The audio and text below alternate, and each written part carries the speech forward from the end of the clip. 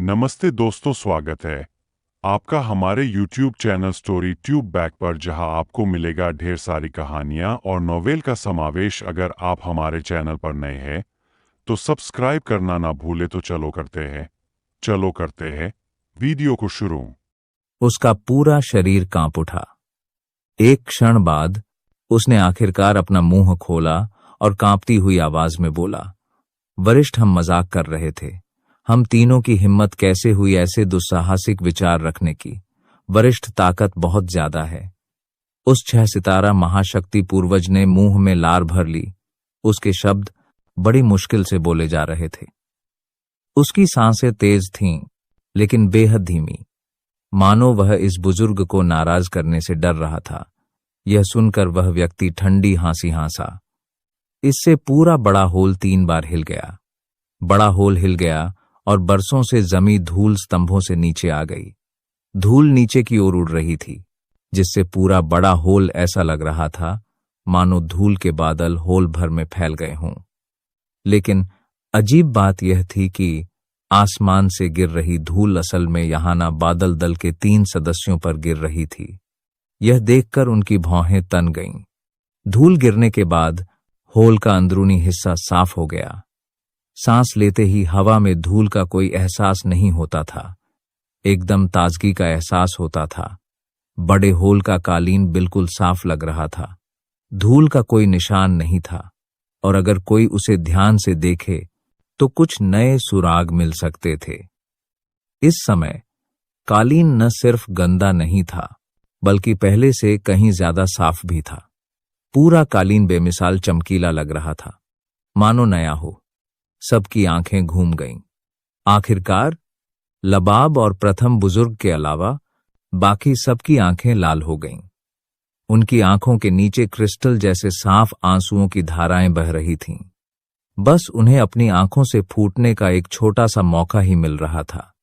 लबाब और प्रथम बुजुर्ग के चेहरों पर भी ज्यादा बदलाव नहीं आया था। हालांकि अगर कोई ध्यान से देखे तो साफ साफ देख सकता था कि उनके गाल उनके दिल की भावनाओं को बयां कर रहे थे। केवल वे 3 लोग ही हौस नहीं पा रहे थे, जो विशाल होल के बीचों बीच घुटनों के बल बैठे थे। उनके शरीर किसी अज्ञात कारण से कांप रहे थे। इस समय वे तीनों ऊपर से बेहद हास्यास्पद लग रहे थे। वे तीनों होल में घुटनों के बल बैठे थे। उनके वस्त्र पहले से ही बेरंग थे। उनकी पीठ धूल की एक मोटी परत से ढकी हुई थी, जो बर्फ जितनी मोटी थी। वे तीनों धूल और मैल से सने हुए थे और बेहद दुखी लग रहे थे। अगर कोई ऊपर से नीचे देखे तो उसे कोई दिखाई नहीं देगा। उसे होल के बीचों बीच सिर्फ मिट्टी के 3 ढेर दिखाई देंगे। इस समय तीनों लोगों के चेहरे पीले पड़ गए थे। उन्होंने दांत भींच लिए थे और उनके मुंह से दांत पीसने की आवाज आ रही थी। जमीन पर घुटनों के बल बैठे उनके चेहरे गुस्से से भरे हुए थे। उनकी आंखों में अनिच्छा थी। अचानक हवा का एक तेज झोंका उन तीनों की ओर आया, जिससे वे चौंक गए। वे जल्दी से उठ खड़े हुए और आने वाले हमले का सामना करने के लिए अपनी युद्ध शक्ति को प्रवाहित किया। एक धीमी सी आवाज के साथ वे तीनों होल से बाहर फेंक दिए गए। वे बेहाल होकर जमीन पर कई बार लौटने लगे, फिर बड़ी मुश्किल से खुद को रोक पाए। वे तीनों रुक गए और खड़े हो गए। समूह का नेतृत्व कर रहे 6 सितारा महाशक्ति पूर्वज की आंखें लाल थीं। उसने धूसर कोहरे से घिरे विशाल होल को घूरा और गुस्से से दहाड़ा, वरिष्ठ, इसका क्या मतलब है? आप हम तीनों के साथ पहले ही खिलवाड़ कर चुके हैं, फिर भी आप हमें मारना चाहते हैं। आप सचमुच एक वरिष्ठ के रूप में अपने नाम के अनुरूप जीने में असफल रहे हैं। अरे, तुम तो बहुत दुस्साहसी हो गए हो। पहले तो मैं बस दयालुता दिखा रहा था और तुम तीनों के शरीर पर जमी धूल को साफ करने में मदद करना चाहता था, लेकिन अचानक तुम तीनों उठ खड़े हुए और मेरे हमले को रोक दिया। ये शब्द सुनते ही सबके होंठ सिकुड़ गए। पहले जो हवा का झोंका आया था, उससे साफ जाहिर था कि दूसरा पक्ष उन तीनों को मार डालना चाहता था। फिर भी इस वक्त दूसरा पक्ष उन्हें रोकने के लिए कोस रहा था। मौत के सामने वे कैसे सतर्क नहीं रहते। कौन जाने दूसरा पक्ष उन्हें मार ही डाले। अगर दूसरा पक्ष सचमुच उन्हें मारना चाहता था और उन्होंने उसे रोका नहीं, तो उनकी जान बेकार में चली जाती। ऐसी बेवकूफी कौन करेगा। यहां तक कि लबाब और प्रथम बुजुर्ग ने भी अपने मुंह सिकोड़ लिए।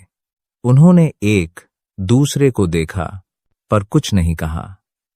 यह सुनकर तीनों यहाना बादल दल के बुजुर्गों की आंखें फड़क उठीं।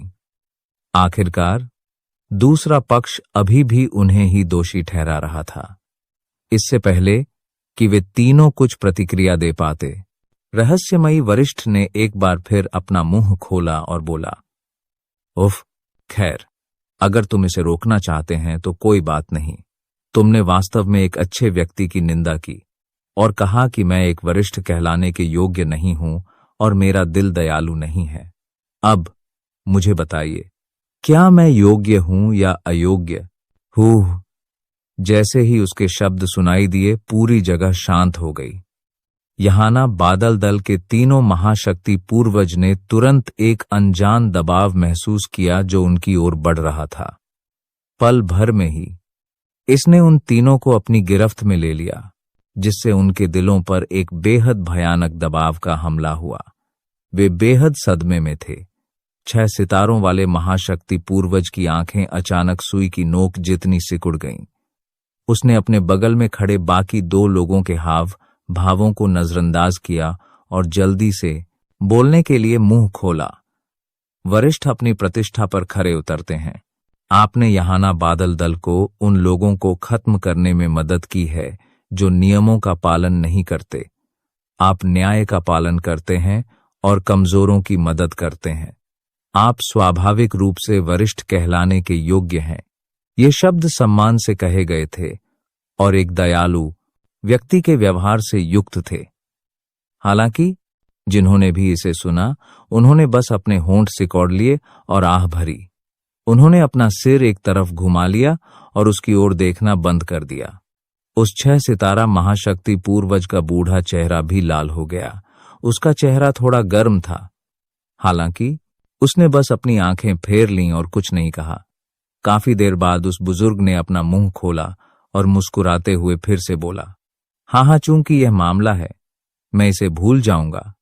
तुम मुझे पहले जो डांट लगाई थी, उससे मुझे बेतरतीब ढंग से मुआवजा दे सकते हैं। क्या यह ठीक है? यह सुनकर तीनों ने झट से मुस्कुराकर सहमति में सिर हिलाया। यह देखकर वह वरिष्ठ भी हौंस पड़ा। ऐसी स्थिति में मैं कुछ और नहीं मांगूंगा। मुझे लगता है कि तुम सभी कुछ भी अच्छा नहीं ले जा पाएंगे। ऐसी स्थिति में मैं थोड़ा और दयालु हो जाऊंगा। तुम सभी मुझे बिना सोचे समझे 5 लाख आत्मा सिक्के दे सकते हो। ये शब्द बेहद बेरुखी से कहे गए थे। हालांकि इसे सुनकर वहां मौजूद सभी लोगों के चेहरे खिल उठे। 5 लाख आत्मा सिक्के यूं ही ले रहा था? आत्मा सिक्के को वो क्या समझता था? क्या आत्मा सिक्के इतने बेकार थे? सब अवाक रह गए। यहाना बादल दल के 3 सदस्य तो और भी ज्यादा अवाक रह गए। तीनों ने एक दूसरे का सामना किया और सिर हिलाया। 5 लाख आत्मा सिक्के किसी के लिए भी बहुत बड़ी रकम थी। अगर तीनों मिलकर भी इसे निकाल लें तो भी दबाव काफी ज्यादा होगा। तीनों ने कुछ बातें की। अंत में वे फिर भी भौहें चढ़ाए रहे। उनके चेहरे बेबसी से भरे थे। काफी देर बाद 6 सितारा महाशक्ति पूर्वज ने अंततः अपने होठों को काटा और धीरे से अपना मुंह खोला। वरिष्ठ, ये 5-5 लाख आत्मा सिक्के सचमुच थोड़े ज्यादा हैं। तुम्हें अब भी यह बहुत ज्यादा लग रहा है? मुझे लगता है कि तुम सब अनिच्छुक हो। तुम तीनों के पास कुल मिलाकर केवल 5 लाख आत्मा सिक्के भी नहीं हैं। तुम्हारे छोटे से जीवन की तुलना में मैं पहले से ही बहुत दयालु हूं। यह सुनकर सबके चेहरे खिल गए। यहाना बादल दल के तीनों महाशक्ति पूर्वज भी काफी देर तक अवाक रहे। दयालुता। उसने सचमुच ऐसे शब्द कहने की हिम्मत की। 5 लाख आत्मा सिक्के, उनमें से हर एक के पास 1 लाख से ज्यादा आत्मा सिक्के होना पहले से ही बुरा नहीं था, इसके लिए सालों का संचय चाहिए था। लेकिन इस आदमी ने तो असल में 5 लाख आत्मा सिक्के मांगे थे। उसने आत्मा सिक्के क्या समझे थे? तीनों एक दूसरे के सामने मुंह बनाकर भौहें चढ़ा रहे थे। उनके दिल तेजी से धड़क रहे थे, हालांकि वे कुछ नहीं कर सकते थे। 6 सितारा महाशक्ति पूर्वज एक पल के लिए हिचकिचाने के बाद ही साहस जुटा सका और रहस्यमय वरिष्ठ से बात कर सका। वरिष्ठ, हम तीनों वास्तव में पर्याप्त धनवान नहीं हैं। हम इतने सारे आत्मा सिक्के निकालने में असमर्थ हैं। हम तीनों वास्तव में पर्याप्त धनवान नहीं हैं। के पास केवल 3,70,000 आत्मा सिक्के हैं। मुझे आशा है कि वरिष्ठ हमें कुछ समय दे सकते हैं। हम जल्दी से यहान बादल दल लौटेंगे और आत्मा सिक्के प्राप्त करेंगे। हम उन्हें जल्द से जल्द वरिष्ठ को अवश्य भेज देंगे। हुम्फ, क्या तुम्हें लगता है कि मैं तुम पर विश्वास करूंगा? क्या तुम जाने के बाद भी वापस आ सकती हो? हुम्फ! गुस्से से भरी एक आवाज सुनाई दी। तीनों के शरीर में तुरंत ठंडक दौड़ गई। उनके शरीर अनायास ही कांप उठे। जैसे ही वे जवाब देने वाले थे, आवाज फिर से सुनाई दी। ठीक है, हुम्फ, तुम सबको देखकर मुझे गुस्सा आता है। भाग जाओ। अगर तुमने फिर से वायना दल में परेशानी पैदा करने की हिम्मत की तो अगली बार ऐसा नहीं होगा। यह सुनते ही तीनों ने झट से झुककर उस बुजुर्ग को धन्यवाद दिया। वे जल्दी से मुड़े और जाने ही वाले थे कि रहस्यमयी आवाज फिर सुनाई दी। रुको, आत्मा सिक्के पीछे छोड़ दो। यह सुनकर उन तीनों ने अब और देर करने की हिम्मत नहीं की।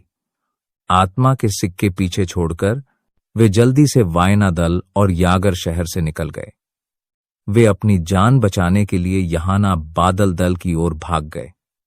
वायना दल के चर्चा हॉल में लबाब और प्रथम बुजुर्ग ने अपने दल के सदस्यों को बाहर जाने के लिए कहा था। सभी जानते थे कि वे दोनों क्या करना चाहते हैं, इसलिए उन्होंने सहयोग किया और जल्दी से हॉल से बाहर निकल गए। दोनों ने अपना सिर घुमाया, हालांकि उनकी आंखें सख्त हो गईं। सफेद बिल्ली हॉल में कहीं नजर नहीं आ रही थी। हॉल खाली था और वहां कोई और नजर नहीं आ रहा था। सिर्फ वो गद्दी जिसमें अभी भी थोड़ी गर्मी थी, जमीन पर चुपचाप पड़ी थी। लबाब ने धीरे से अपना सिर हिलाया। वह आगे बढ़ा और गद्दी उठाने ही वाला था कि उसकी आंखें सिकुड़ गईं। गद्दी पर सफेद बालों की कुछ लटें रह गई थीं। शुरू में तो लबाब ने इस पर ज्यादा ध्यान नहीं दिया, लेकिन जैसे ही वह गद्दी उठाने ही वाला था, उसे लगा जैसे कुछ मिल गया हो। यह तो पता नहीं कि गिरते हुए सफेद बाल जानबूझकर थे या नहीं, लेकिन असल में वे एक वाक्य बन गए थे। वाक्य के अर्थ को समझकर लबाब के चेहरे पर एक खुशी भरी मुस्कान आ गई। उसने वह वाक्य पढ़ा, बुरा नहीं है, आपका वायना दल उसकी मदद के काबिल है। मैं आपके बारे में बहुत सोचता हूं। वायना दल का मामला तो खत्म हो गया था, लेकिन एक और मामला अभी शुरू हुआ था। यह एक पर्वत श्रृंखला थी। पहाड़ जमीन पर रेंगते विशालकाय जानवरों की तरह ऊपर नीचे हो रहे थे। विशाल पहाड़ों के निर्जन क्षेत्र में जानवरों की दहाड़ की लहरें गूंज रही थीं। पहाड़ कोहरे से भरा हुआ था। अजीब बात यह थी कि कोहरा असल में लाल था। जहां घना कोहरा था, वहां जमीन पर पानी के गड्ढे बने हुए थे। हालांकि उन गड्ढों का रंग एक भयावह एहसास पैदा कर रहा था। इसका कारण यह था कि पानी के गड्ढे भी लाल थे। ठंडी हवा चल रही थी, जिससे पानी के गड्ढे चारों तरफ लहरा रहे थे। पानी की लहरें फैलकर एक साधारण मुस्कुराते हुए चेहरे का आकार बना रही थीं। चटक लाल रंग के साथ मिलकर यह तुलनीय रूप से दुष्ट लग रहा था। जंगल में घना कोहरा बलपूर्वक फट गया, जिससे एक खाली जगह बन गई। कुछ ही देर बाद वह फिर से बंद हो गया। अभी एक मानव आकृति एक 1000वें हिस्से से भी कम समय में काफी देर तक चमकती रही थी। कुछ घंटों बाद पर्वत श्रृंखला के भीतर रक्त रंग के कोहरे के अंत में एक छोटी घाटी के सामने चेहरे पर एक भयावह नकाब पहने एक मानव आकृति धीरे धीरे प्रकट हुई। उसके शरीर के चारों ओर काला कोहरा छाया हुआ था। नकाब के नीचे दो बूढ़ी खौफनाक आंखें घाटी को देख रही थीं। उसने अपना सिर नीचे किया और काले कोहरे को देखा, जो ज्यादा घना नहीं था। उसकी आंखों में एक दुष्ट भाव प्रकट हो रहा था। काफी देर बाद काले कोहरे से घिरा वह मानव आकृति घाटी की ओर उड़ गया। जहां वह खड़ा था वहां उसने एक दुर्भावनापूर्ण छाप छोड़ दी। ध्रुव, जब मैं अगली बार तुम्हें ढूंढ लूंगा और अपना मिशन पूरा करूंगा तो मैं तुम्हारे शरीर को 10,000 टुकड़ों में फाड़ दूंगा और अपनी भारी चोटों का बदला लूंगा। यह व्यक्ति वास्तव में आतिश दैत्यभूत था, जो उस समय भाग गया था जब ध्रुव उस समय ध्यान नहीं दे रहा था। कुछ ही देर बाद आतिश दैत्यभूत एक घने अंधेरे होल के सामने आ पहुंचा। होल से 300 मीटर की दूरी पर एक शक्ति कवच था, जिसे अंदर से बाहर तक स्पष्ट रूप से देखा जा सकता था, जो पूरे होल की सुरक्षा कर रहा था। बाहर से देखने पर इस स्थान और पर्वत श्रृंखला में कोई अंतर नजर नहीं आता। आतिश दैत्यभूत के मुंह के कोनों पर मुस्कुराहट फैल गई जब उसने घने काले दरवाजे की ओर देखा। उसके हाथों ने तेजी से गहरी सीलों की एक श्रृंखला बना ली। घने अंधेरे दरवाजे की सतह पर हल्की रोशनी टिमटिमा रही थी। बस एक पल में दरवाजा चरमराहट के साथ खुल गया। आतिश दैत्यभूत की आंखों के सामने एक काली सुरंग दिखाई दी। वो सुरंग बेहद अंधेरी थी, मानो अंदर का स्थान भी काला और चिपचिपा हो। उसे देखते ही मन की गहराइयों से डर का एहसास होता था। ऐसा लग रहा था मानो वो कोई सुरंग नहीं थी जो होल की गहराइयों तक जाती थी, बल्कि कोई पीली झरनों वाली सड़क थी जो नर्क की ओर जाती थी। उसे देखते ही रूह कांप उठती थी। बूढ़े आतिश दैत्यभूत ने अपनी भयावह बूढ़ी आंखें खोलीं और गहरी सांस ली। उसने एक बार फिर उस काली सुरंग की ओर देखा। यद्यपि वह न जाने कितनी बार इस सुरंग से गुजर चुका था, फिर भी जब भी वह इस काली सुरंग को देखता तो उसके हृदय की गहराइयों से मृत्यु की एक गहरी अनुभूति उमड़ पड़ती। यदि अतीत में इस सुरंग से होकर गुजरने का सामान्य अनुभव उसके मन में अभी भी याद न आ रहा होता, तो संभवतः वर्तमान वह पहले ही मुड़कर भाग चुका होता। खुद को शांत करने के बाद उसने एक बार फिर गहरी सांस ली, फिर धीरे धीरे सांस छोड़ी। उसका गला रुंध गया और उसने मुंह में लार भर ली। उसके भारी कदम धीरे धीरे आगे बढ़ते हुए घने अंधेरे सुरंग में चले गए। जब वह होल में दाखिल हुआ तो होल का दरवाजा एक बार फिर चरमराहट की आवाज के साथ धीरे से बंद हो गया। यह जगह भी एक अंधेरे और उदास जंगल में बदल गई थी। यह बाकी दुनिया से कुछ अलग नहीं थी। भारी कदमों की आहट सुनाई दी। एक मानव आकृति धीरे धीरे उस बूतकर मानव आकृति धीरे धीरे बूतकर मानव आकृति धीरे घनीभूत सुरंग के द्वार पर प्रकट हुई। यह व्यक्ति आतिश दैत्यभूत था। धातु की खनकती ध्वनि के साथ रहस्यमयी अक्षरों से उत्कीर्ण काली जंजीरों ने मार्ग के निकास को तुरंत बंद कर दिया। सुरंग के प्रवेश द्वार पर काले कपड़े पहने दो मानव आकृतियां दिखाई दीं, जिनके चेहरे साफ दिखाई नहीं दे रहे थे। हर एक के हाथ में एक जंजीर थी जो किसी भी आकस्मिक स्थिति से निपटने के लिए तैयार थी। सुरंग से मानव आकृतियां प्रकट हुईं। उन्हें देखते ही सबके शरीर चमक उठे और जंजीरों के साथ अपने मूल स्थान से गायब हो गए। आतिश दैत्यभूत ने उन चंद लोगों को नजरअंदाज कर दिया जो पलक झपकते ही गायब हो गए थे। जाहिर है वह इस बारे में पहले से ही बेहद स्पष्ट था। बूढ़े आतिश दैत्यभूत ने सांस छोड़ी। उसकी आंखों में डर था और उसने अपना सिर घुमाकर उस काली सुरंग की ओर देखा। उसने कुछ नहीं कहा, बल्कि धीरे से अपने पैर उठाए और होल में चला गया। साथ ही इस स्थान से अत्यंत दूर एक पहाड़ी क्षेत्र में हरे कपड़े पहने, सफेद बालों और दाढ़ी वाला एक बूढ़ा आदमी दूर हरे भरे पहाड़ों को निश्चिंत मुस्कान के साथ देख रहा था।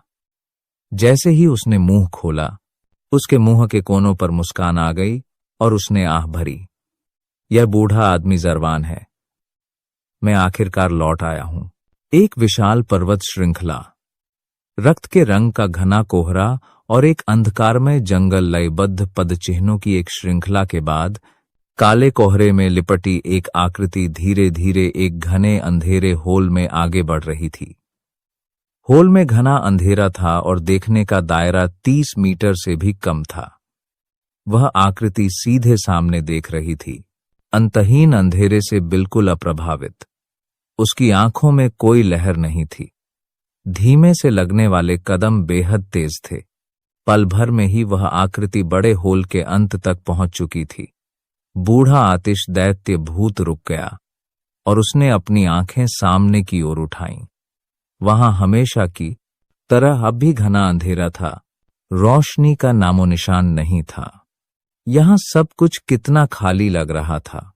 उसका शरीर थोड़ा आगे की ओर झुका और वह आगे बढ़ता रहा। जल्द ही बूढ़ा आतिश दैत्य भूत फिर रुका और चारों ओर देखने लगा। यह वास्तव में एक और काली सुरंग थी। यह घना अंधेरा स्थान देखकर यही लगता था कि यह कोई भ्रम है या कुछ और। दरअसल यहां का स्थान बेहद घना था, यहां तक कि चिपचिपाहट भी महसूस हो रही थी। सांस लेते हुए भी उसे ऐसा लग रहा था जैसे वह अपने फेफड़ों में पानी खींच रहा हो। बूढ़े आतिश दैत्य भूत ने चिपचिपी हवा में गहरी सांस ली और धीरे धीरे सांस छोड़ी। जैसे ही वह बोलने वाला था, एक और बूढ़ी आवाज सुनाई दी। आतिश दैत्य भूत, तुम वापस क्यों आए हो? जैसे ही उसकी आवाज धीमी हुई, उसने धीमे से कहा, यह सही है। अरे, मैं देख रहा हूं कि तुम्हारी शक्ति कमजोर है और तुम्हारी अंदरूनी शक्ति भी कमजोर है। तुम्हारे साथ गए किसी भी अधीनस्थ की जान नहीं बची। क्या यह उस बूढ़े जरवान की वजह से हो सकता है? यह सुनकर बूढ़े आतिश दैत्य भूत ने ठंडी सांस ली। उसने गुस्से से अपनी गर्दन मरोड़ते हुए कहा, कितना अच्छा होता अगर वो सिर्फ वही आदमी जरवान होता। अगर ऐसा होता तो मैं उसे उसी दिन मार देता। जिस व्यक्ति का स्थान अज्ञात था, उसने अपनी भौहें थोड़ी सी ऊपर उठाईं और फिर से बोला, ओ, इसका मतलब यह है कि उस बूढ़े व्यक्ति जरवान के पास अभी भी मददगार हैं। क्या ऐसा हो सकता है कि उन्होंने किसी और को भेजा हो? अपनी बात पूरी करने से पहले ही उसने अपना सिर हिलाया और भौहें चढ़ाकर कहा, ऐसा नहीं होना चाहिए। अगर उन्होंने किसी को भेजा होता तो मुख्यालय हमें सूचित करता, लेकिन ऐसा लगता नहीं है। ठीक है, मैं अभी तुमसे बात नहीं करूंगा। मैं पहले होल मास्टर से मिलूंगा। जब मेरा काम हो जाएगा तो होल मास्टर तुम्हें बता देगा। जैसे ही वह गलियारे में कदम रखने वाला था, वह अचानक रुक गया। काले वस्त्र में लिपटी एक काली आकृति आतिश दैत्य भूत के सामने प्रकट हुई। काले कपड़े पहने व्यक्ति ने ठंडी हंसी हंसी और आतिश दैत्य भूत से कहा, होल मास्टर ऐसे व्यक्ति नहीं हैं जिनसे तुम सिर्फ अपनी इच्छा से मिल सकते हो। होल मास्टर ने मुझे पहले ही सूचित कर दिया है कि वे बंद कमरे में ट्रेनिंग ले रहे हैं। तुम कम से कम कुछ महीनों तक उनसे नहीं मिल सकते। बोलते समय वह मुस्कुराया और आतिश दैत्य भूत की ओर देखा। और तो और, होल मास्टर 10 दिन पहले एकांतवास में चले गए हैं। उन्होंने कहा है कि जब तक कोई बड़ी घटना न घट जाए, हमें उनके एकांतवास में खलल नहीं डालना है। आपको होल मास्टर के गुस्से का अंदाजा होना चाहिए। क्या तुमको लगता है कि तुम उनसे मिल सकते हो? ये शब्द सुनकर बूढ़े आतिश दैत्य भूत का बेचैन दिल शांत हो गया। वह स्वाभाविक रूप से होल मास्टर के गुस्से से वाकिफ था। एक बार जब वह बोल देता तो कोई भी उसके खिलाफ नहीं जा सकता था। हालांकि इस समय, जब तक वह अपना अंतिम वाक्य कहता है, भले ही वह होल मास्टर के एकांत को भंग कर दे, होल मास्टर निश्चित रूप से उसे दंडित नहीं करेगा। इसलिए जब आतिश दैत्य भूत ने अपने सामने काले कपड़े पहने आकृति को देखा, तो उसके चेहरे पर एक उपहासपूर्ण मुस्कान थी। उसने धीरे से कहा, चूंकि ऐसी बात है तो क्या मैं महल के रक्षक से अनुरोध कर सकता हूं कि इस बूढ़े व्यक्ति के लिए रास्ता दिया जाए। इस बूढ़े व्यक्ति को, होल मास्टर को एक जरूरी मामला बताना है। यह सुनते ही काले चोगे के नीचे काले कपड़े पहने उस व्यक्ति की भौहें तन गईं। उसने ठंडी सांस ली और कहा, मुझे नहीं लगता कि कोई बड़ी बात है जिसके कारण तुम होल मास्टर को इस तरह अपमानित कर रहे हो। क्या तुम्हें सचमुच मौत का डर नहीं है? काले कपड़े पहने व्यक्ति के अंतिम कुछ शब्द विशेष रूप से जोरदार थे, जिससे उन्हें सुनने के बाद बहुत असहजता महसूस होती थी। हालांकि पुराने आतिश दैत्यभूत ने ठंडी हंसी हंसते हुए कहा, मरना? हम्ब, मेरी सलाह है कि जितनी जल्दी हो सके रास्ते से हट जाओ, वरना एक बार मौका निकल जाने के बाद यह तय नहीं है कि मरने वाला कौन होगा। तुम्हें अपनी इस पुरानी जिंदगी से सावधान रहना होगा। अंत में तुम्हारी आत्मा न बिखरे, यही सबसे अच्छा होगा। यह सुनते ही काले कपड़े पहने व्यक्ति ने अचानक अपना सिर उठाया। उसकी भयावह आंखों में क्रोध की ज्वालाएं उभर आईं। एक भारी ठंडी सिसकारी छोड़ने के बाद काले कपड़े पहने व्यक्ति की आकृति चमक उठी और आतिश दैत्यभूत के सामने गायब हो गई। बूढ़ा आतिश दैत्यभूत ठंडी हंसी हंसा। उसने अपना पैर उठाया और सुरंग में चला गया। एक क्षण बाद आतिश दैत्यभूत अंततः कुछ सुन्न भाव के साथ घने अंधेरे सुरंग से बाहर निकल आया। एक विशाल होल में आतिश दैत्यभूत प्रकट हुआ। इस जगह और बाहर के बीच का अंतर बस जमीन आसमान का था। ऐसा लग रहा था मानो एक पाताल लोक है और दूसरा अनादि अमर लोक है। इस स्थान पर सबसे पहले जो चीज किसी की आंखों में आई वह धुंधली सफेद कोहरे की एक परत थी जो बड़े होल में बहती हुई अमर शक्ति की तरह फैली हुई थी। आतिश दैत्यभूत के पीछे की काली सुरंग को देखकर ऐसा लग रहा था मानो किसी अलग ही दुनिया में आ गए हों। बड़े होल की दीवारें चमकदार और पारदर्शी सफेद जेड से बनी थीं, जिनसे एक चमकदार सफेद रोशनी निकल रही थी। एक नजर में ही पता चल जाता था कि यह जेड कोई साधारण चीज नहीं है। बड़े होल के बीचों बीच हवा में लटकी हुई 3 पारदर्शी और रंगहीन प्रकाश की गेंदें थीं। उनसे एक चमकदार रोशनी निकल रही थी जिससे पूरा होल जगमगा रहा था। प्रकाश की गेंदें साधारण प्रतीत होती थीं, मानो उनका उपयोग केवल रोशनी के लिए किया जाता हो। हालांकि उनसे निकलने वाली शक्ति तरंगों से यह पता चल रहा था कि प्रकाश के ये गोले निश्चित रूप से साधारण नहीं थे। यदि ध्रुव वहां मौजूद होता तो वह एक ही नजर में पहचान लेता कि प्रकाश की ये 3 गेंदें आश्चर्यजनक रूप से अंदरूनी शक्ति के आत्मा गोले थे, जिन्हें अंधेर नगरी ने अतीत में एकत्र किया था। प्रकाश की इन 3 गेंदों से सफेद धुंधला कोहरा निकल रहा था। वह सफेद धुंधला कोहरा वास्तव में शुद्ध अंदरूनी शक्ति की लहरें थीं। हालांकि ऐसा लग रहा था कि आतिश दैत्यभूत पहले से ही इसका आदी हो चुका था। हालांकि इस समय उसकी गहरी आंखों में जो लालच प्रकट हुआ, उससे इन अंदरूनी शक्ति के प्रति उसकी इच्छा अभी भी प्रकट हो रही थी। अचानक रोष से भरी एक आवाज गूंजी, जिससे पूरा बड़ा होल थोड़ा कांप उठा। आतिश दैत्यभूत, क्या तुम्हें पता नहीं कि मैं एकांतवास में हूं? तुम इस समय आकर मुझे परेशान करने का साहस कर रहे हो? क्या तुम मृत्यु चाहते हो? ये शब्द बोलते ही बूढ़ा आतिश दैत्यभूत तुरंत होश में आ गया। उसके चेहरे पर भय के भाव उभर आए। उसने खुद को शांत किया और जल्दी से बोलने के लिए मुंह खोला। होल मास्टर को रिपोर्ट करते हुए, यह अधीनस्थ आपके एकांतवास में खलल डालने का साहस नहीं कर सकता। हालांकि इस समय यह अधीनस्थ जिस विषय पर रिपोर्ट करना चाहता है वह हमारे लिए अत्यंत महत्वपूर्ण है और इसमें जरा भी देरी नहीं की जा सकती। इसलिए इस अधीनस्थ ने साहसपूर्वक आपके एकांतवास में खलल डाला है। मुझे आशा है कि ग्रेट होल मास्टर मुझे क्षमा कर देंगे। आवाज के मालिक ने यह सुनकर भौहें सिकोड़ लीं। उसने गहरी सांस ली। काफी देर बाद उसने एक ठंडी खर्राट भरी और एक असंतुष्ट दहाड़ बारी निकली। बोलो। अगर यह कोई महत्वपूर्ण मामला नहीं है तो यह बूढ़ा आदमी तुम्हें बर्बाद कर देगा। इन शब्दों के उच्चारण के बाद वृद्ध आतिश दैत्य भूत ने महसूस किया कि आसपास का तापमान तेजी से गिर गया है और बेहद ठंडा हो गया है।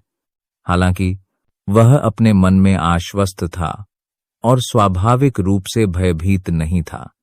आतिश दैत्य भूत का चेहरा आत्मविश्वास से भरा हुआ था। जब उसने अपना सिर उठाया और सामने की ओर देखा, उसने धीरे से कहा, होलमास्टर ध्रुव शौर्य आ गया है। टकराना। जंगली और हिंसक शक्ति तरंगों की एक लहर उमड़ पड़ी। पूरा होल तुरंत शक्तिशाली शक्ति तूफान की लहर में बह गया। कोहरा चारों तरफ फैल गया। होल के अंदर सब कुछ पूरी तरह से दिखाई देने लगा। इस तरह पूरा होल मानो बेमिसाल खाली सा लग रहा था। तूफान के आते ही बूढ़े आतिश दैत्य भूत के चेहरे के भाव अचानक बदल गए। तूफान से बचने के लिए उसके पैर कुछ कदम पीछे हट गए। तूफान के थम जाने के बाद आतिश दैत्य भूत ने कड़वाहट से अपना सिर घुमाया और होल के अंदरूनी हिस्से को देखा। बूढ़े आतिश दैत्य भूत ने अपनी नजरें एकाग्र करके ऊपर देखा। काले वस्त्र में लिपटी एक मानव आकृति होल के बीचों बीच खड़ी थी। काले वस्त्र पहने मानव आकृति के सिर से 2 दर्जन फीट ऊपर हवा में 3 प्रकाश समूह लटके हुए थे। केवल इसी क्षण आतिश दैत्य भूत ने पूरे होल की संरचना को वास्तव में देखा। पूरा मुख्य होल गर्म सफेद जेड से बना था। यहां तक कि मुख्य होल के बर्तन भी साधारण थे। पूरा होल सफेद दिखाई दे रहा था। हालांकि इस समय पूरा होल सफेद रोशनी से भर गया था। हालांकि इस समय होल में पुरानी आतिश दैत्य भूत और काले वस्त्र पहने मानव आकृति इस उज्जवल और साफ रंग में जगह से बाहर दिखाई दी। वहां एक काली जंजीर भी थी जो प्रकाश की 3 गेंदों को बांधती थी। गहरे काले रंग की यह चेन बिल्कुल वैसी ही थी जैसी पहले वाले कुछ काले वस्त्रधारी लोगों के हाथों में थी। हालांकि आकार के लिहाज से यह पहले वाले से बड़ी लग रही थी। जंजीर का सिरा होल के सबसे ऊंचे सिरे तक पहुंच गया था। वहां एक सफेद जेड का खंभा था जो सुआ के आकार का था। गहरे काले रंग की जंजीर उसके चारों ओर लपेटी हुई थी और उसमें बंद थी। इस समय जंजीर पर उकेरे गए प्रतीक प्रकाश की तरंगें उत्सर्जित कर रहे थे। काले वस्त्र के नीचे मानव आकृति की आंखें उस आतिश दैत्य भूत पर टिक गईं। उसका चेहरा बर्फ की तरह ठंडा था, जिससे वृद्ध आतिश दैत्य भूत को तुरंत अपने पूरे शरीर में ठंडक महसूस हुई। बूढ़े आतिश दैत्य भूत ने जल्दी से काले वस्त्र पहने मानव आकृति को प्रणाम किया और विनम्र स्वर में बोला, यह अधीनस्थ होल मास्टर को बधाई देता है। यह सुनते ही काले वस्त्रधारी व्यक्ति के मुंह से ठंडी सिसकारी निकली। वह मुड़ा और धीरे धीरे होल में रखी एकमात्र कुर्सी की ओर बढ़ा। जिस ध्रुव का तुमने पहले उल्लेख किया था, क्या वह मार्कस का ध्रुव शौर्य है? ये शब्द बहुत शांति से कहे गए थे। हालांकि उन शब्दों में छिपे उत्साह और व्याकुलता को कोई भी सुन सकता था। ऐसा लग रहा था जैसे वे अच्छे दोस्त हों जो कई वर्षों से एक दूसरे से अलग थे और अंततः एक दूसरे को पा गए हों। यह सुनकर बूढ़े आतिश दैत्य भूत की आंखों में एक चमक दौड़ गई। उसने हल्के से सिर हिलाया और काले वस्त्रधारी आदमी से कहा, होल मास्टर को उत्तर देते समय उस व्यक्ति के प्रकट होने के स्थान और उसके संबोधन के आधार पर थी लगता कि ये वही ध्रुव हैं। अपनी बात समाप्त करने से पहले ही उसने बोलना जारी रखा। इसके अलावा इस अधीनस्थ ने उनके शरीर से एक अत्यंत जंगली और हिंसक ज्वाला शक्ति को भी महसूस किया है। यह भी ध्रुव की विशेषता के साथ मेल खाता है। इस प्रकार यह ध्रुव वही ध्रुव शौर्य होना चाहिए जिसकी हमें तलाश है। जब बूढ़ा आतिश दैत्य भूत इस बिंदु तक बोलता रहा तो उसकी आंखें थोड़ी घूम गईं। उसने अपना मुंह थोड़ा सा खोला, मानो वह कुछ कहना चाहता हो। हालांकि अंत में उसने कुछ नहीं कहा। यह सुनकर वह काले वस्त्रधारी व्यक्ति एक पल के लिए चुप हो गया। उसने गहरी सांस छोड़ी और अपना सिर थोड़ा ऊपर उठाया। अचानक एक रोशनी चमकी। काले वस्त्र पहने व्यक्ति हवा में उठा और बीच हवा में खड़ा हो गया। उसी समय एक क्षण में पूरे हॉल में एक उग्र, दबंग आभा फैल गई। इसी समय धीरे धीरे एक आवाज भी निकली, सभी लोग जल्दी से मुख्य हॉल में इकट्ठा हो जाइए। हॉल मास्टर को एक महत्वपूर्ण घोषणा करनी है। यह आवाज सुनते ही हॉल में मौजूद सभी लोगों की रूह कांप उठी। यहां तक कि जो लोग लंबे समय से एकांतवास में थे, वे भी इस क्षण अचानक जाग उठे। उनके शरीर हिले और वे एक एक करके उठ खड़े हुए। वे उस मुख्य हॉल की ओर उड़े जिसका जिक्र किया गया था। उसी समय एक अन्य स्थान पर एक अन्य व्यक्ति भी यही बात किसी और व्यक्ति को बता रहा था। एक आलीशान हॉल में लोगों का एक समूह खड़ा था।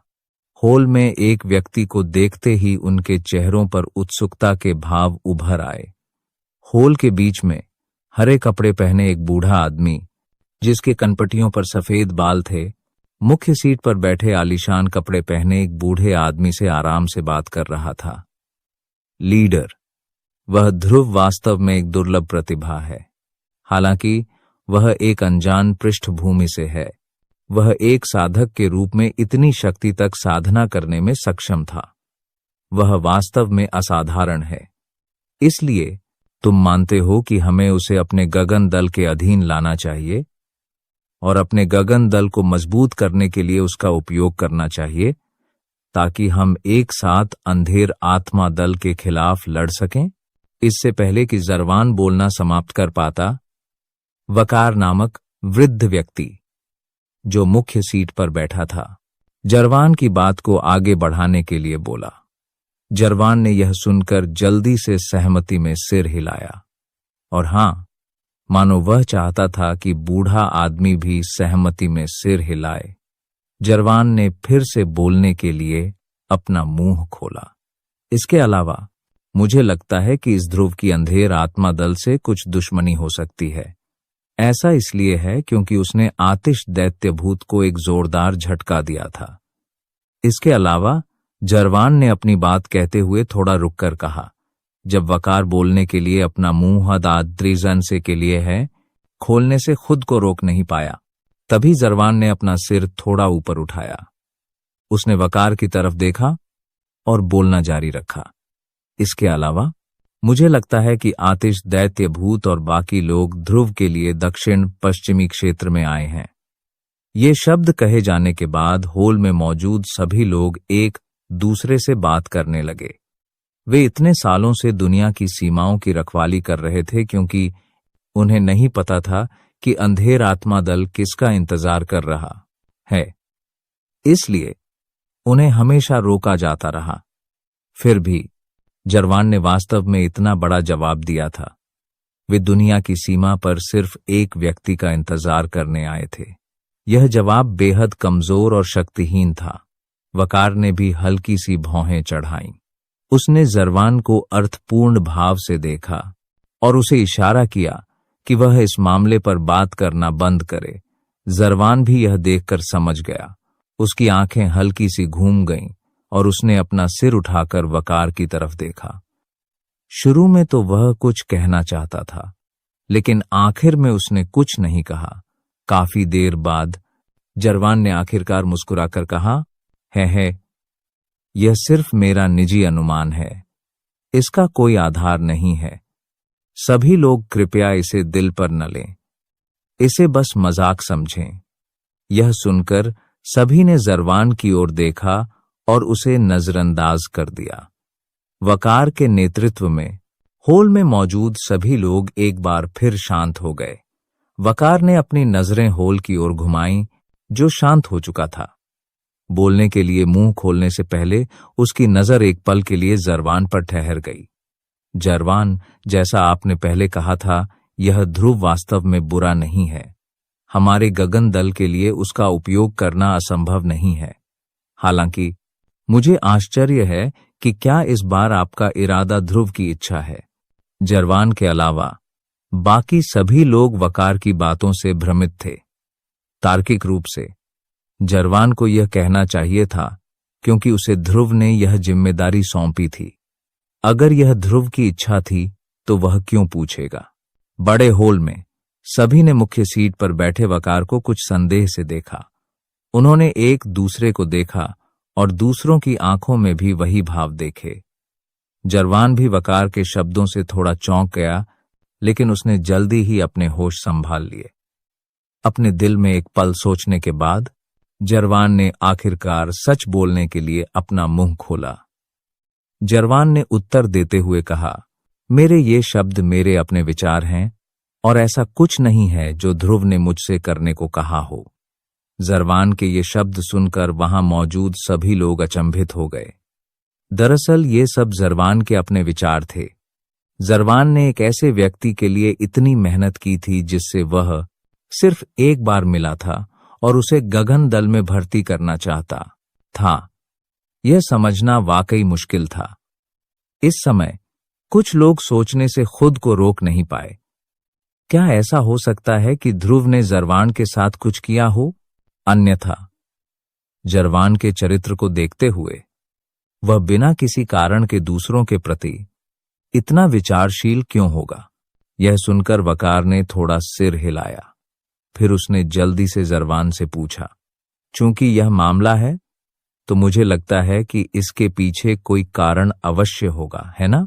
नहीं तो मध्य क्षेत्र के गगन दल के एक प्रतिष्ठित बुजुर्ग को केवल एक व्यक्ति की प्रतिभा के कारण इतना प्रयास क्यों करना पड़ेगा? जरवान यह सुनकर अजीब तरह से मुस्कुराया। फिर उसने अपना मुंह खोला और वकार से कहा, ध्रुव वाकई प्रभावशाली हैं। जरा सोचो तो, मैं तो बस अपनी जान बचाने के लिए ध्रुव का एहसान चुकाना चाहता हूं। मुझे लगता है कि अगर मैं उसे अपने गगन दल में शामिल कर लूं तो न सिर्फ मैं उसका कर्ज चुका पाऊंगा, बल्कि मेरे गगन दल को एक और प्रतिभाशाली व्यक्ति भी मिल जाएगा। इसीलिए मैंने ऐसा किया। ओहो, उसने तुम्हारी जान बचाई?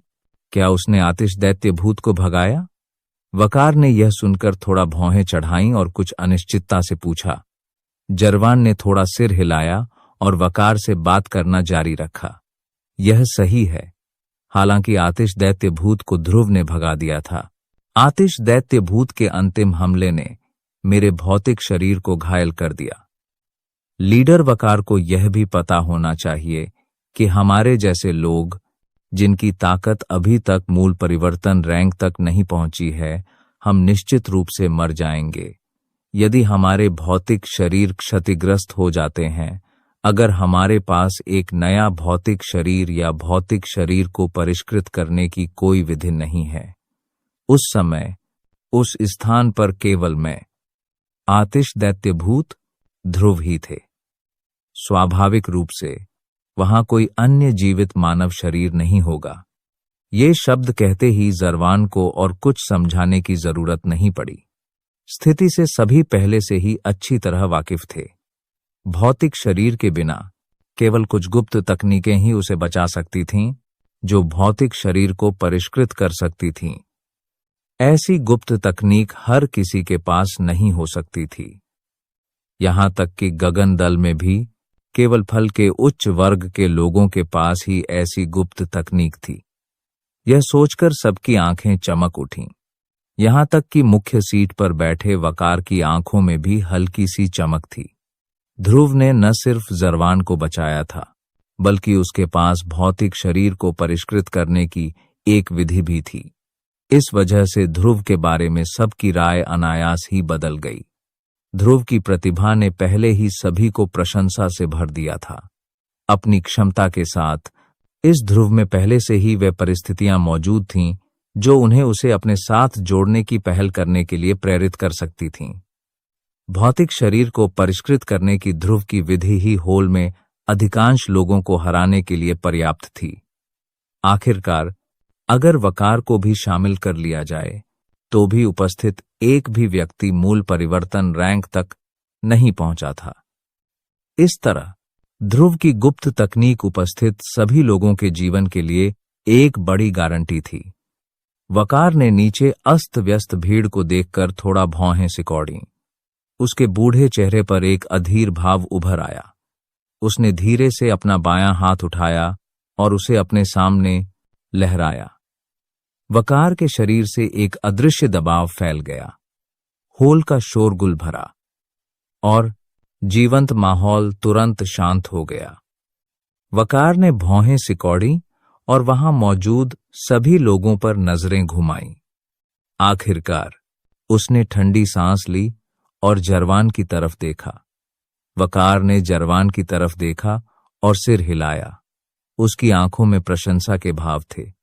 वह हल्का सा मुस्कुराया और खुलकर बोलने के लिए मुंह खोला। यह बहुत अच्छी बात है कि आप इतने आभारी हैं। मेरे गगन दल को आप जैसे लोगों की जरूरत है। केवल ऐसा ईमानदार व्यक्ति ही मेरे गगन दल को मजबूत बना सकता है।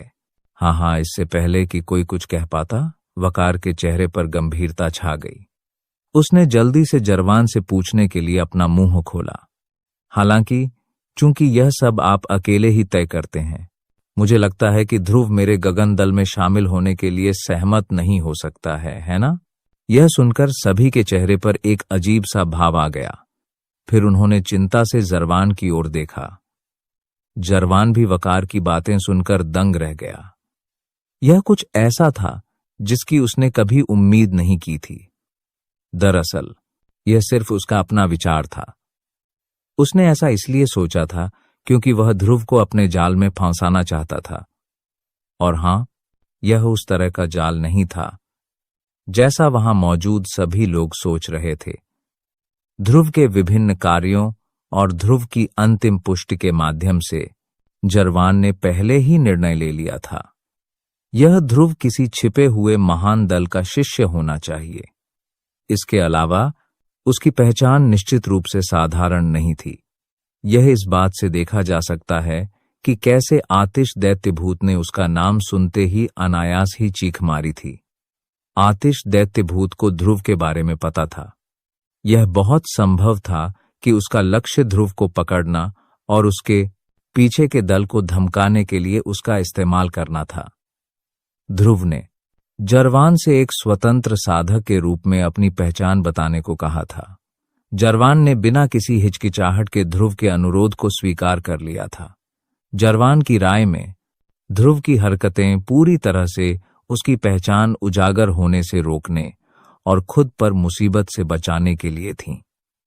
इसलिए जरवान इस बिंदु का उपयोग ध्रुव को गगन दल में शामिल करने के लिए करना चाहता था। एक ओर वह अपनी पहचान छिपा सकता था, दूसरी ओर वह गुप्त रूप से गगन दल के लिए एक शक्तिशाली दल को अपने साथ जोड़ सकता था।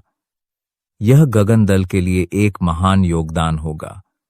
यदि वह ध्रुव को गगन दल में शामिल कर सकता है, जब तक वह उसके साथ अच्छे संबंध बना सकता है, तो गगन दल की समग्र ताकत में थोड़े समय में बहुत सुधार होगा।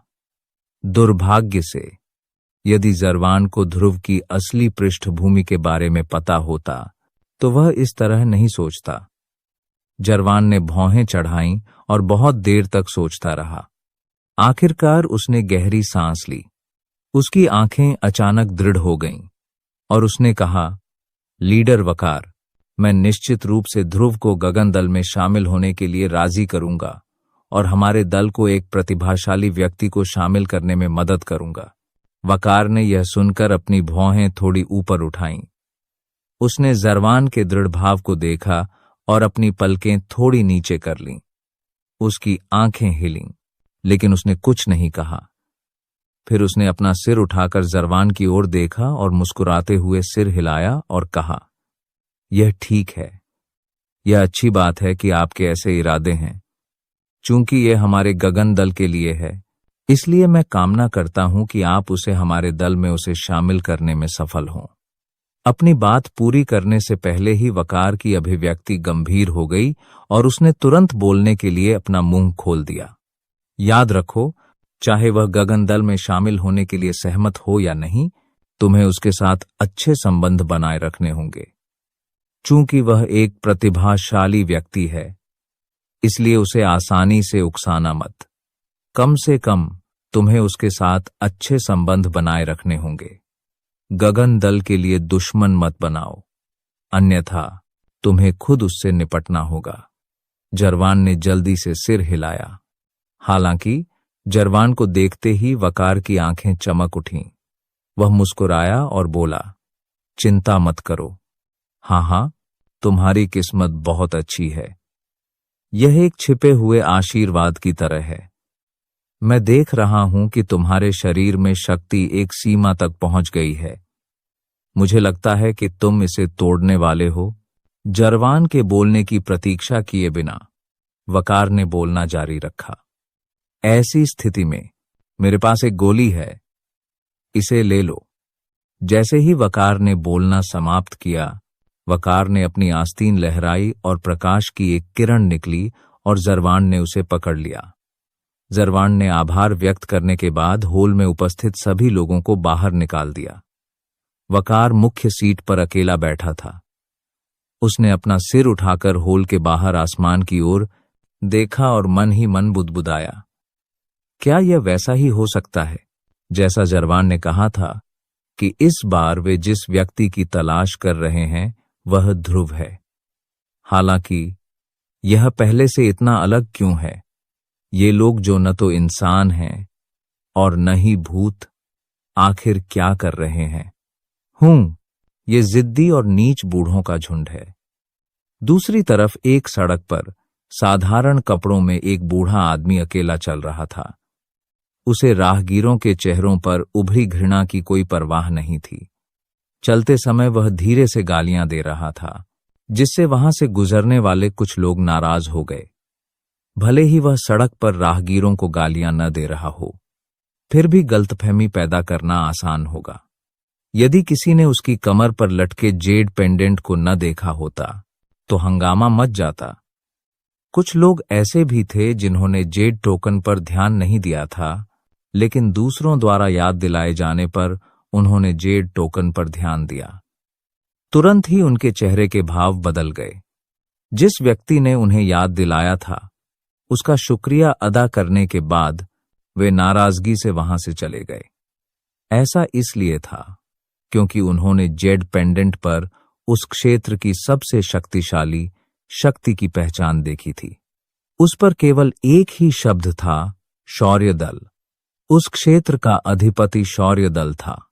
शौर्य नगर में कोई भी शौर्य दल के लोगों को अपमानित करने की हिम्मत नहीं करता था।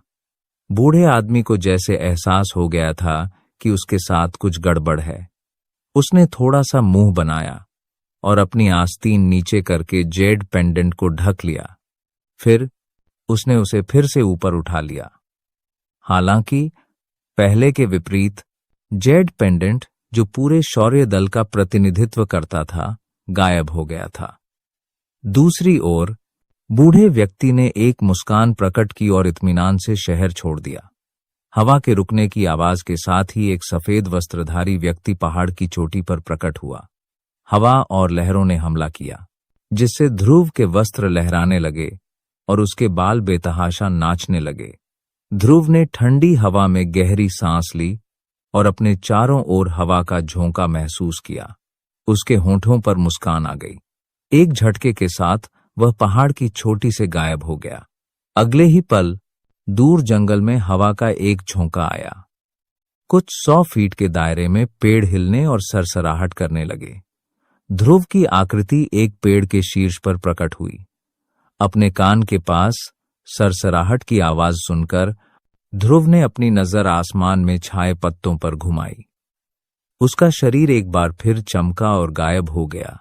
ध्रुव की आकृति बार बार चमकती और गायब होती रही। साफ और विशाल क्षेत्र में हवा जोरदार आवाज कर रही थी। हवा की आवाज लगातार आ रही थी और पूरे क्षेत्र में फैल रही थी। अचानक ध्रुव ने दहाड़ लगाई। वह हवा में खड़ा हो गया और अपनी बाहें फैला दी। उसके हाथों में एक चूषण शक्ति प्रकट हुई।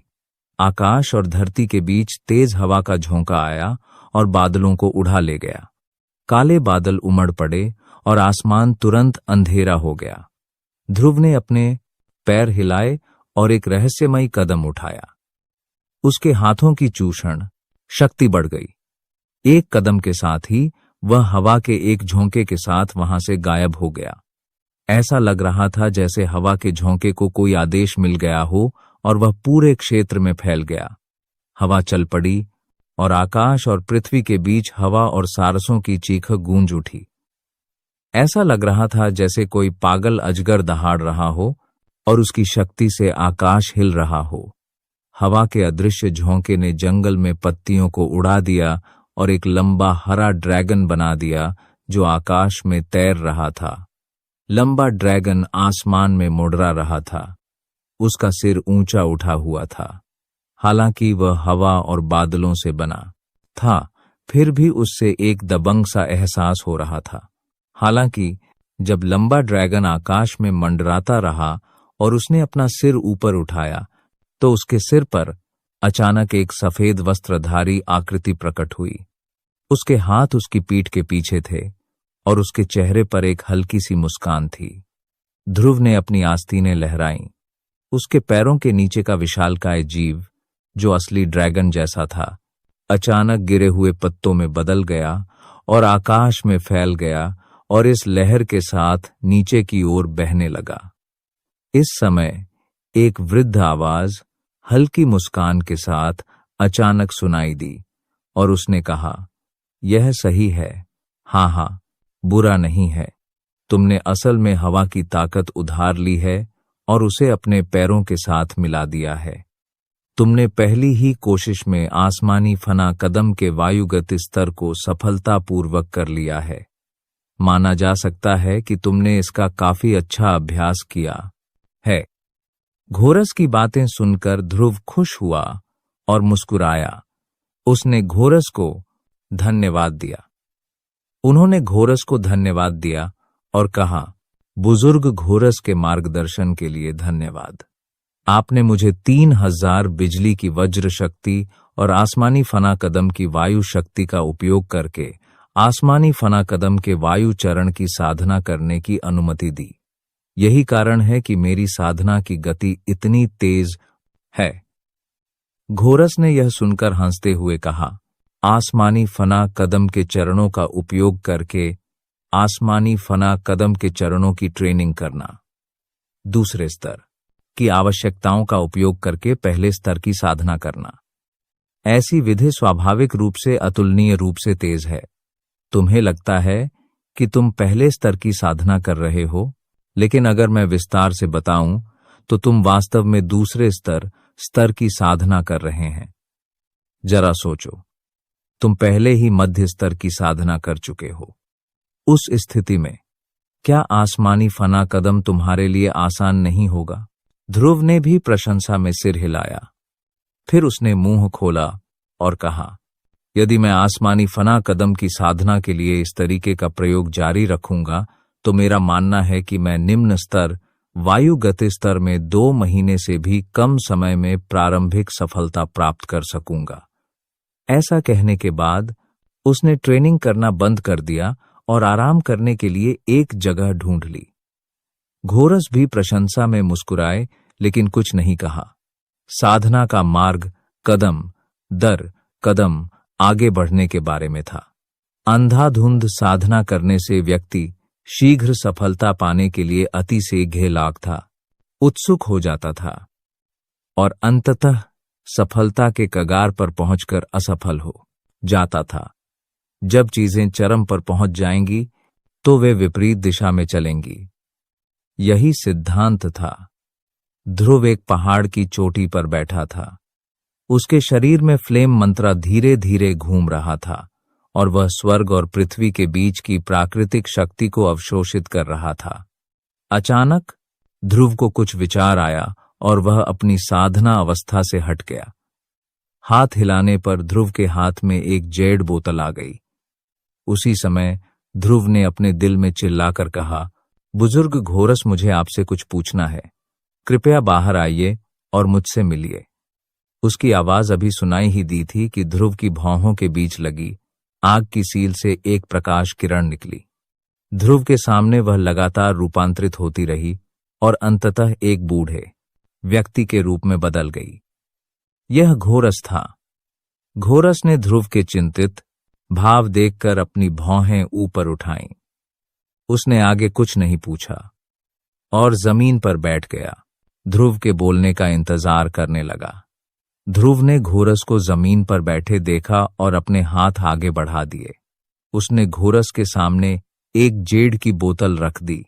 घोरस ने यह देखकर भौहें चढ़ाईं। उसने ध्रुव की तरफ देखा। ध्रुव ने सिर हिलाया तो घोरस ने भौहें चढ़ाईं और जेड की बोतल अपने हाथ में ले ली। घोरस ने अपनी हथेली में जेड की बोतल को देखा, लेकिन उसमें कुछ खास नहीं दिखा। उसने इस बारे में ज्यादा नहीं सोचा। ध्रुव का उद्देश्य इस जेड बोतल में होना चाहिए। घोरस ने धीरे से ध्रुव की कुछ हैरान निगाहों के सामने जेड की बोतल खोली। अंगूठे के आकार का दूधिया सफेद प्रकाश का गोला धीरे धीरे जेड की बोतल से बाहर निकला। घोरस ने यह देखकर अपनी भौहें ऊपर उठाईं। उसके चेहरे पर आश्चर्य के भाव उभर आए। घोरस ने अपना हाथ बढ़ाया और उसके हाथ में प्रकाश प्रकट हुआ, जो प्रकाश की गेंद के चारों ओर लिपटा हुआ था। जिसके बाद उसने ध्रुव की ओर देखा और धीरे से अपना मुंह खोला। यह व्यक्ति कौन है? वह वास्तव में अभी भी जीवित है। इस क्षण घोरस का चेहरा सदमे से भर गया। उसकी पुतलियां सिकुड़ गईं और उसका मुंह आधा खुला हुआ था। उसने अपनी हथेली के ऊपर तैरते हुए दूधिया सफेद प्रकाश समूह को देखा और काफी देर तक उसे देखने का मौका नहीं मिला। ध्रुव भी अचंभित था। घोरस एक वरिष्ठ था। वरिष्ठ तो वरिष्ठ ही होता है। हालांकि आत्मा का यह टुकड़ा बेहद कमजोर था, फिर भी घोरस अंदाजा लगा पा रहा था कि क्या हो रहा है।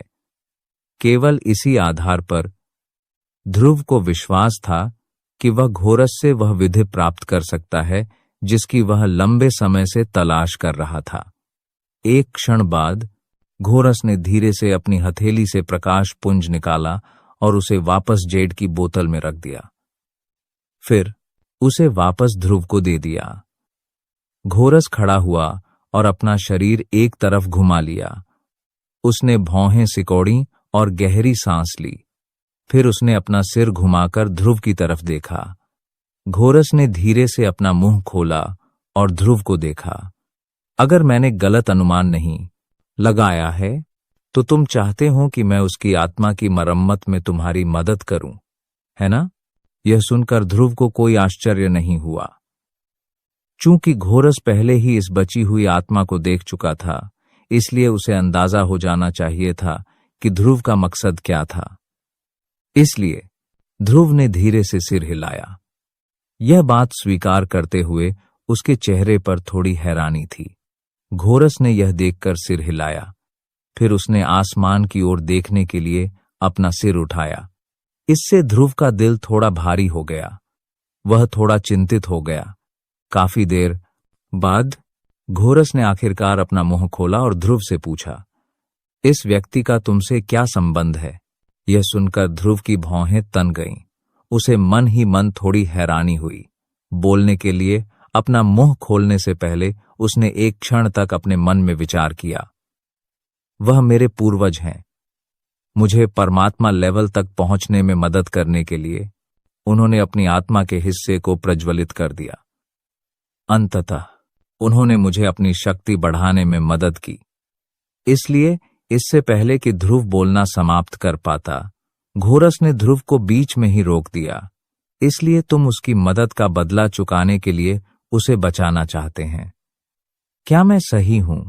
यह सुनकर ध्रुव ने अपनी पलकें नीची कर लीं और सिर हिला दिया। वह कुछ नहीं बोला। घोरस ने भौहें चढ़ाईं और बहुत देर तक कुछ नहीं कहा। काफी देर बाद उसने अपना सिर हिलाया और ध्रुव की तरफ आंखें घुमाईं। उसके चेहरे पर कुछ धिक्कार भरा भाव था।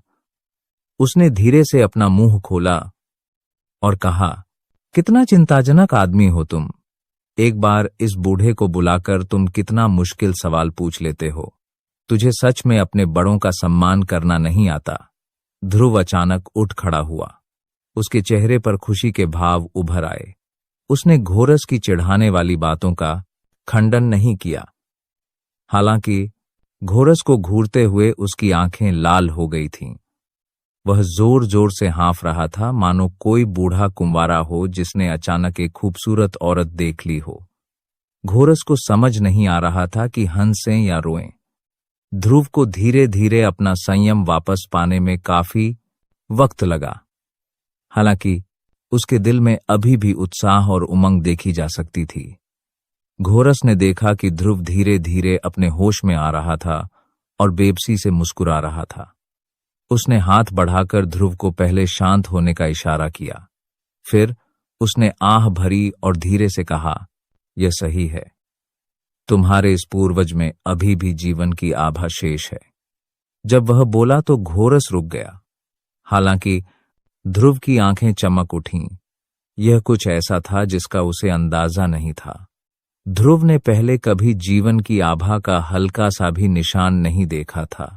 इससे पहले कि ध्रुव कुछ बोल पाता, घोरस ने गहरी सांस ली और जल्दी से कहा, अभी जश्न मनाने के लिए बहुत जल्दी है। इतनी जल्दी खुश मत हो जाओ। यह अभी भी अज्ञात है कि तुम्हारे पूर्वज पुनर्जीवित हो पाएंगे या नहीं। ऐसा इसलिए है क्योंकि उसकी आत्मा का अवशेष बहुत कमजोर है। इसकी एक वजह यह भी है कि यह दो पाएंगे या नहीं। कोई प्राकृतिक खजाना नहीं है जो उसकी आत्मा को पोषण दे सके। इसलिए तुम्हें बहुत अधिक आशा नहीं रखनी चाहिए। एकमात्र तरीका जो मैं तुम्हें बता सकता हूं वह यह है कि तुम अपनी क्षमता का उपयोग करके उसे यथासंभव सुरक्षित रखो। ध्रुव की अभिव्यक्ति, जो मूल रूप से आशा से भरी हुई थी, इस समय थोड़ी उदास दिखाई दी। रुद्रदेव शौर्य उसके और पूरे शौर्य दल के लिए बहुत महत्वपूर्ण था। अगर रुद्रदेव शौर्य न होता तो ध्रुव शायद परमात्मा लेवल की अंदरूनी शक्ति हासिल नहीं कर पाता। अगर रुद्रदेव शौर्य न होते तो शौर्य दल का अस्तित्व शायद समाप्त हो जाता और वह कभी समृद्ध न हो पाता। यद्यपि रुद्रदेव शौर्य 1000 साल पहले के व्यक्ति थे, फिर भी उन्होंने 1000 साल बाद भी शौर्य दल के लिए बहुत अधिक लड़ाई लड़ी थी। हालांकि ध्रुव 10 सालों से उनको जीवित करने के तरीके की तलाश में था। घोरस के शब्दों ने ध्रुव के दिल की उम्मीद पूरी तरह से चकनाचूर कर दी थी। घोरस ने जब ध्रुव के चेहरे पर उदासी देखी तो उसकी भौहें तन गईं। उसने अपना सिर नीचे कर लिया और सोचने लगा। इस शांत वातावरण में समय धीरे धीरे बीतता गया। ध्रुव की जोड़ी की खामोशी के बाद ध्रुव के 1000 फीट के दायरे में मौत जैसा सन्नाटा छा गया था। सब कुछ अतुलनीय रूप से शांत लग रहा था। कुछ तिलस्मी जानवर भी चुपचाप जमीन पर रेंग रहे थे। जोर से सांस लेने की भी हिम्मत नहीं कर पा रहे थे। उनके दिल डर से भरे हुए थे। आखिरकार आसमान धीरे धीरे काला पड़ने लगा। शाम हो चुकी थी। एक दिन चुपचाप बीत गया था। घोरस, जो चुपचाप पहाड़ की चोटी पर खड़ा था, अंततः इस क्षण हिल गया। उसका शरीर थोड़ा कांप उठा। उसने धीरे से अपना झुका हुआ सिर उठाया और ध्रुव की ओर देखा, जिसके चेहरे पर अभी भी उदासी थी। अगले ही पल यह सन्नाटा, जो पूरे दिन तक चला था, अंततः घोरस द्वारा तोड़ा गया। घोरस की आंखें चमक उठीं। उसने ध्रुव के बेजान चेहरे को देखा और जोर से ताली बजाई। उसके बुजुर्ग चेहरे पर समझदारी के भाव उभर आए। घोरस की इस हरकत से ध्रुव भी जाग गया, जो पूरे दिन उदास मूड में था। उसने उदास चेहरे से घोरस को देखा। जब ध्रुव ने घोरस के चेहरे के भाव देखे तो उसके चेहरे के भाव बदल गए। वह अचानक चौंक गया। उसकी दोनों आंखें तुरंत लाल हो गईं। उसका चेहरा बेतहाशा खुशी और आश्चर्य से भर गया। उसका बैठा हुआ शरीर जमीन से उठ खड़ा हुआ। किसी अज्ञात कारण से ध्रुव के पैर खड़े होते ही सुन्न हो गए। हालांकि उसका भौतिक शरीर शक्तिदेव रैंक का था। एक पल के लिए उसका शरीर लड़खड़ाया, फिर वह संभल पाया। ध्रुव का शरीर कांप उठा। उसके पैरों की सुन्नता गायब हो गई। फिर घोरस की ओर देखते हुए उसकी आंखें उत्सुकता से भर गईं। काफी देर बाद ध्रुव ने बड़ी मुश्किल से मुंह भर लार निगली। इससे उसका सूखा गला थोड़ा ठीक हुआ। एक एक शब्द पूछते हुए उसके होंठ कांप रहे थे। बुजुर्ग घोरस, क्या आपने मेरे पूर्वज के पुनरुत्थान के तरीके के बारे में सोचा है? घोरस ने यह सुनकर धीरे से सिर हिलाया और अनुरोध स्वीकार कर लिया। फिर घोरस ने फिर से बात की। तुम्हारे पूर्वज की आत्मा का यह अंश बहुत कमजोर है। जरा सी लापरवाही इसे पूरी तरह से नष्ट कर सकती है। मैंने अतीत में कई तरीकों के बारे में सोचा है। मैंने सैकड़ों प्राकृतिक खजानों पर विचार किया है जो किसी पूर्वज की आत्मा का यह अंश बहुत कमजोर है कि आत्मा की उत्पत्ति में मदद कर सकते हैं। दुर्भाग्य से उनमें से कोई भी संभव नहीं है। हालांकि घोरस के सारे तरीके नाकाम हो गए थे, फिर भी ध्रुव शांत हो गया। वह बिल्कुल भी चिंतित नहीं था। चूंकि घोरस ने बोल दिया था तो वह उससे झूठ क्यों बोलेगा? जैसी कि उम्मीद थी, घोरस ने ध्रुव के शांत भाव को देखा और सिर हिलाया। वह बोलना जारी रखा। उन्होंने आगे कहा, अभी तक तो मैं एक तरीका सोच रहा था, और अगर यह तरीका काम नहीं आया तो तुम्हारे पूर्वज के पुनर्जीवित होने की कोई उम्मीद नहीं रहेगी। यह विधि तुम्हारे पूर्वज की आत्मा के अंश जैसी कमजोर चीज का उपयोग करके पोषण, विलय और पुनर्प्राप्ति के लिए है। जहां तक इस तरीके की बात है, यह शुद्ध आत्मा मूल शक्ति है। इसे आत्मा का सार भी कहते हैं। आत्मा का सार। ध्रुव का चेहरा अनिश्चित था, क्योंकि उसने घोरस को देखा और अविश्वास में पूछा, क्या यह सही है? इसके अलावा यह पर्याप्त शुद्ध होना चाहिए। नहीं तो यदि आत्मा का सार पर्याप्त रूप से शुद्ध नहीं हुआ और विलय के समय तुम्हारे पूर्वज की शेष आत्मा के साथ संघर्ष करता है, तो मेरा मानना है कि तुम जानते हो कि अंतिम परिणाम क्या होगा। घोरस के शब्द सुनकर ध्रुव की भौहें तन गईं। किसी की आत्मा का सार ही व्यक्ति का आधार होता है। किसी दूसरे व्यक्ति की आत्मा का सार निकालना ध्रुव द्वारा किसी की हत्या करने के समान था। हालांकि ऐसा कार्य कुछ ऐसा नहीं था जो ध्रुव कर सकता था, लेकिन ध्रुव खुद को अच्छा इंसान कहने की हिम्मत नहीं करता था। लेकिन वह बिना वजह किसी की हत्या नहीं करता था। ध्रुव का काम करने का यह तरीका नहीं था। भले ही यह सब उसके पूर्वज को पुनर्जीवित करने के लिए किया गया हो, लेकिन ध्रुव ऐसा कुछ नहीं करेगा।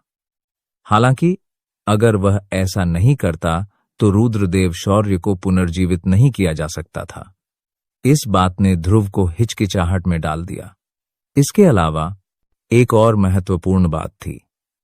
आत्मा का सार व्यक्ति का आधार था। यह जीवन का आधार था। इसे पूरी तरह से शुद्ध कैसे किया जा सकता था? जब ध्रुव ने इन प्रमुख समस्याओं के बारे में सोचा तो वह अपनी भौहें चढ़ाने से खुद को नहीं रोक सका। ऐसा लग रहा था जैसे घोरस ने यह देखकर ध्रुव के मन की बात समझ ली हो। वह जोर से हौंसा और बोला, तुम्हें ऐसा करने की जरूरत नहीं है। जो तुम्हें मारना चाहते हैं उन्हें तुम ही मार क्यों नहीं देते? इस तरह यह तुम्हारे दिल के मुताबिक होगा और तुम अपने दुश्मनों से छुटकारा पा सकोगे। क्या यह बढ़िया नहीं है? जहां तक तुम आत्मा के सार को पूरी तरह से शुद्ध न कर पाने के बारे में सोच रहे हैं, हाँ, यह तो अनावश्यक चिंता है। अभी तो सिर्फ 10 साल हुए हैं। क्या तुम अपनी पहचान भूल गए हो?